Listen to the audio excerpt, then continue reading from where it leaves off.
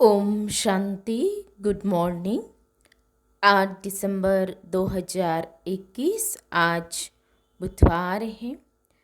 आज की मुरली में प्यारे बाबा ने हम बच्चों से कहा है कि बच्चे, समय बहुत वैल्यूबल है। संगम का यह समय बहुत बहुत वैल्यूबल है और इस समय तुम्हें यह जो मनुष्य जीवन मिला हुआ है और ये जो शरीर मिला हुआ है, तो इसमें बाबा से पूरा पूरा वर्षा लेने का पुरुषार्थ करना है और समय को व्यर्थ नहीं गंवाना है। कर्म करते हुए श्वासोश्वास बाबा को याद करना है। बाबा ने कहा कि एक भी श्वास हमारा व्यर्थ न जाए, ये बाबा ने कहा है। तो अभी हम विस्तार से सुनते हैं प्यारे बाबा के मधुर महावाक्य, ईश्वरीय महावाक्य, अर्थात प्यारे बाबा की मीठी मुरली। आज बाबा कहते हैं, मीठे बच्चे, संगम की इन अमूल्य घड़ियों में श्वासोश्वास बाप को याद करो। तुम्हारी एक भी श्वास व्यर्थ न जाए। बाबा ने कहा, मीठे बच्चे, संगम की इन अमूल्य घड़ियों में श्वासोश्वास बाप को याद करो। तुम्हारी एक भी श्वास व्यर्थ न जाए। आज की मुरली में प्रश्न है, इस समय तुम्हारा मनुष्य जीवन बहुत बहुत वैल्यूबल है, कैसे? इस समय तुम्हारा मनुष्य जीवन बहुत बहुत वैल्यूबल है, कैसे? तरह है, बाबा ने कहा, इस जीवन में तुम बाप के बच्चे बन बाप से पूरा वर्षा लेते हो। इसी मनुष्य तन में पुरुषार्थ कर तुम कौड़ी से हीरे जैसा बनते हो, बेगर से प्रिंस, इन साल्वेंट से 100% साल्वेंट बनते हो। इसलिए तुम्हें इस समय को व्यर्थ नहीं गंवाना है। हर श्वास बाप की याद में रहकर सफल करना है। कर्म करते भी याद में रहना है। मुरली में गीत बजा है, यह वक्त जा रहा है, न किसके लिए रुका है न किसके लिए रुकेगा, ये वक्त जा रहा है। ओम शांति। यह जो इस समय मनुष्य का जीवन है, इनको अमूल्य कहा जाता है। बच्चे भी समझते हैं और बाप भी समझाते हैं कि यह तुम्हारा अंतिम मनुष्य का जन्म है। यह बहुत बहुत वैल्यूबल है। इनका मूल्य कोई कर नहीं सकता। वैसे यह टाइम भी बहुत वैल्यूबल है। तुम बच्चे जानते हो, अब कौड़ी से हीरे जैसा व बेगर से प्रिंस, इन साल्वेंट से 100% साल्वेंट बन रहे हैं। यह तुम्हारा मनुष्य तन बहुत वैल्यूबल है। जबकि बाप के बच्चे बने हो और मनुष्यों का वैल्यूबल नहीं है। तुम बच्चों को इस समय अपना श्वास व्यर्थ नहीं गंवाना चाहिए। कैसे सफल करना चाहिए सो तो बाप समझाते हैं। श्वासोश्वास याद करो बाप को। मनुष्य भक्ति मार्ग में तो अनेक प्रकार के सिमरण करते हैं। वह है अनेकों की अव्यभिचारी याद। तुम बच्चे एक के सिवाय और किसी को याद नहीं करते हो। समझते हो हमारा श्वास व्यर्थ न जाए। श्वासोश्वास कोशिश कर बाबा को याद करना है। ऐसे डायरेक्शन मिलते हैं, इसमें कोई जाप आदि नहीं करना है। हमारा स्वधर्म ही है आवाज से परे रहना। इस शरीर द्वारा हम पार्ट बजाते हैं। आत्मा असुल शांति धाम की रहने वाली है। यह भी हमारे सिवाय कोई कह न सके कि हम असुल शांति धाम के रहने वाले हैं। कोई पूछे तुम कहाँ के रहने वाले हो, तो तुम कहेंगे हम आत्मा तो शांति धाम की रहने वाली है। बाकी यहाँ के लिए पूछते हो तो यहाँ हम फलानी जगह रहने वाले हैं। शांति धाम से यहाँ आकर शरीर लेकर पार्ट बजाना ही है। अभी यह है इस मृत्यु लोक का अंतिम जन्म। इसमें श्वास व्यर्थ नहीं गंवाना चाहिए। वो लोग बहुत फास्ट अर्थात व्रत रखते हैं, उनको कहना है क्यों तुम टाइम वेस्ट करते हो। इससे ऊंचे ते ऊंचे बाप को याद करो। यह भी तुम जैसे जीवघात करते हो। आत्मघात नहीं कहेंगे क्योंकि आत्मा का घात कभी होता नहीं। कहा जाता है जीवघाती महापापी। इस समय अपने शरीर को तकलीफ देना यह भी तो महापाप है। तुम कह सकते हो कि इस समय तुम महान पुण्य आत्मा बन सकते हो इस पुरुषार्थ से। उन्हों को तो यह पता नहीं है कि बाप यहाँ आया हुआ है, यह बाप दादा है ना, शिव बाबा, ब्रह्मा दादा। प्रजापिता ब्रह्मा तो मशहूर है, वह तो कह सकते हैं ना, क्यों कह सकते हैं ना कि क्यों ऐसे वैल्यूबल शरीर का घात करते हो। इससे तो मन मना भव, बाप को याद करो तो जीवन मुक्ति मिलेंगी। अथवा कोई द्वारा मैसेज भी भेज सकते हो, दिल्ली वाले बच्चे भी भेज सकते हैं कि इस समय यह दुनिया बदल रही है, इस पुरुषार्थ से तुमको जीवन मुक्ति मिल सकती है। देखते हो सामने महाभारत लड़ाई भी है, इसलिए बच्चों को एक भी श्वास वेस्ट नहीं करना चाहिए। सारा कल्प सीढ़ी नीचे उतरते उतरते एकदम तमो प्रधान बन गए हैं। अब फिर सतो प्रधान बनना है, इसमें मेहनत लगती है, मासी का घर नहीं है।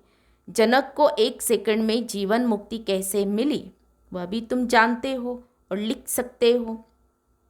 जीवन मुक्ति 1 सेकंड में बिना कौड़ी खर्चा मिल सकती है। यह मृत्यु लोक का लास्ट जन्म है। अमर लोक में है जीवन मुक्ति, मृत्यु लोक में है जीवन बंध। यह भागवत में भी गाया हुआ है।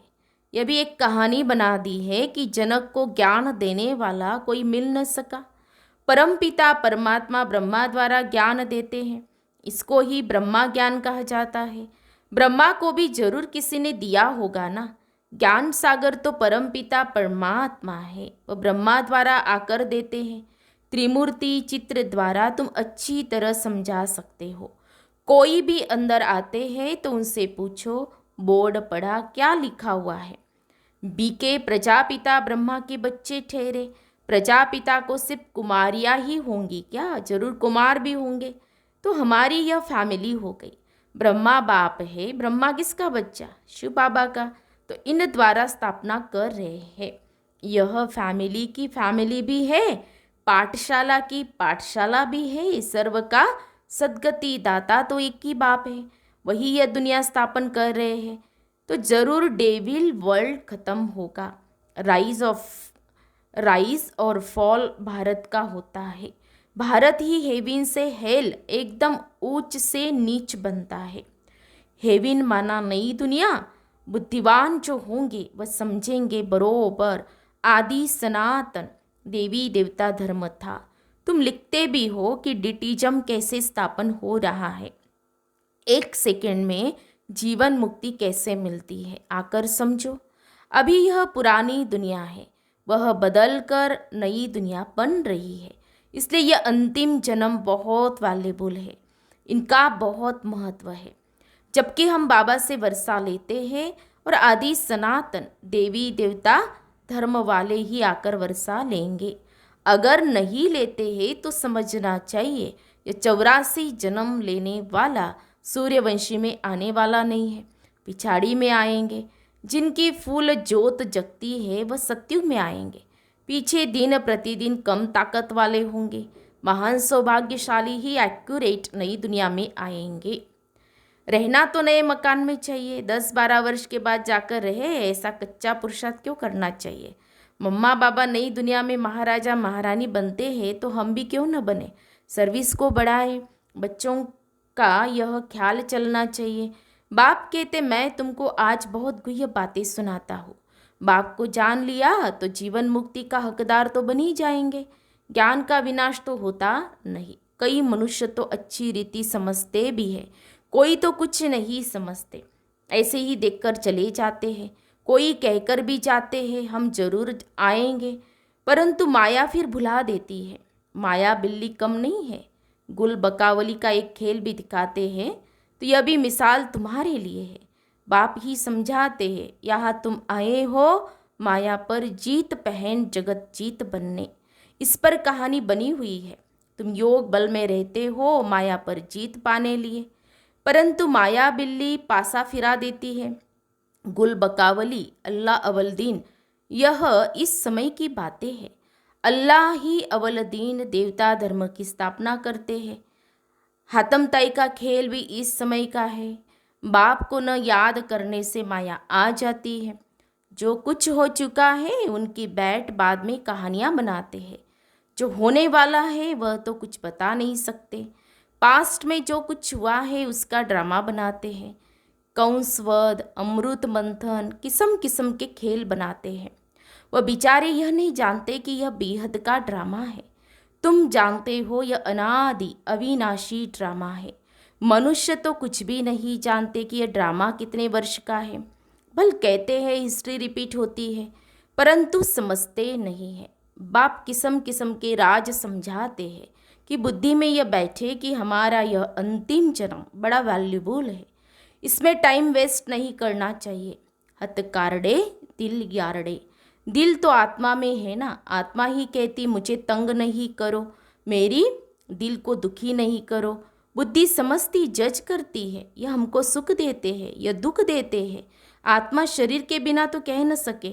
आत्मा ही सब कुछ सीखती है, संस्कार आत्मा में भरते हैं। अभी तुमको परमपिता परमात्मा सिखला रहे हैं। तुम जानते हो बाप ज्ञान का सागर है, पतित पावन है। वह भारत के लिए सौगात ले आते हैं वैकुंठ की। इसीलिए गाया हुआ है सर्व की सद्गति दाता। उनका बर्थ प्लेस भारत है। सोमनाथ का मंदिर भी यहाँ ही है। शिव बाबा आया था तब तो उनका यादगार मंदिर बनाया है। वह कब आए, क्या करके गए, यह नहीं जानते। लक्ष्मी नारायण थे, फिर कहाँ गए, वह थोड़ी समझते हैं कि वह इस पतित दुनिया में है। सतो प्रधान थे, फिर चक्र लगाकर तमो प्रधान बने हैं। नाम रूप तो बदल जाता है ना, हर जन्म में फीचर्स बदल जाते हैं। ये बना बनाया ड्रामा है, इसमें जरा भी फर्क नहीं पड़ सकता। फीचर्स एक न मिले दूसरे से। बाबा को बच्चों पर रहम पड़ता है कि बच्चे अपने बाप को जान लेवे। मालूम तो पड़ता है ना, बीके वृत्ति को पाते रहेंगे। एक दिन यह भी आएगा जो फेरा पहनते रहेंगे। तुम्हारी प्रदर्शनी में सब आएंगे। दिन प्रतिदिन नाम वाला होता जाता है। बाबा ओपिनियन की भी किताब छपाते हैं, वह भी काम में आएंगी। बहुतों को भेज देनी पड़ेंगी। बच्चे जो सर्विसेबल है उनको सारा दिन ख्यालात रखने पड़ते हैं। वह झट कहेंगे भल बीके आकर मिल सकती है। भूख हड़ताल रखते हैं तो 10-12 दिन के बाद कमज़ोर हो जाते हैं, फिर इतनी बात नहीं कर सकते। बाबा कहते तुम्हारी बात को समझेंगे और कहेंगे कि बरोबर जीवन मुक्ति पाने का यही ठीक रास्ता है। सर्व का सद्गति दाता तो एक ही बाप है, बाकी सब है भक्ति मार्ग के गुरु। गुरु तो बहुत हो गए हैं ना। स्त्री का पति भी गुरु है, कथा सुनाने वाले को भी गुरु कहते हैं। ये सब समझने की बातें हैं। बच्चों का माथा बहुत विशाल होना चाहिए सर्विस के लिए। बाप को याद कर रावण पर विजय पानी है। श्वास व्यर्थ नहीं गंवाना है। जो समय बर्बाद करते रहते हैं उनको बेसमझ कहा जाता है। बाप कहेंगे किसका जीवन हीरे जैसा बनाने तुम सर्विस नहीं करते हो, कितना waste of time, waste of energy करते हो, कुछ भी समझते नहीं, इसीलिए पत्थर बुद्धि कहा जाता है। इसमें सारी योग की बात है। बाप को याद करो और वर्षा ले लो, यह अर्थ कभी कोई समझ न सके। वह तो ब्रह्म को याद करते हैं। बाप कहते मुझे याद करो तो विकर्म विनाश होंगे। ब्रह्म कोई पतित पावन है क्या? पतित पावन तो परम पिता परमात्मा है। ब्रह्म कैसे हो सकता? बेचारे बहुत भूले हुए हैं।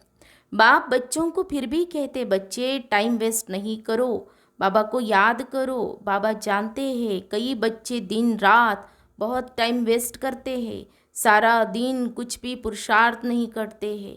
बाबा अपना मिसाल भी बताते, भोजन पर बैठते हैं तो भी बाबा को याद करते हैं। हम दोनों इकट्ठे खाते, शरीर में दो आत्माएं हैं ना। याद करते करते फिर भूल जाता हूँ और ख्यालात आ जाते हैं। इनके ऊपर जवाबदारी बहुत है, बहुत ही ख्यालात आते हैं। इसीलिए बाबा कहते हैं तुम जास्ती याद में रह सकते हो, इनको तो मेहनत करनी पड़ती है। हमेशा समझो शिव बाबा समझाते हैं, उनको याद करो। ब्रह्मा को याद करने से शिव बाबा भूल जाएगा। बच्चों को पहले तो अपना ही कल्याण करना है, फिर दूसरे का। कई तो ऐसे हैं दूसरों का कल्याण करते रहते हैं, अपना करते नहीं हैं। औरों को आप समान बनाते, खुद फिर गुम हो जाते हैं। वंडर है ना। तो यह भी तुम समझते हो, तुम अनुभव भी सुनाते हो और कोई सत्संग आदि में थोड़ी समझाते हैं। तो यहाँ भी नंबरवार धारणा होती है। ये नॉलेज बुद्धि में धारण की जाती है।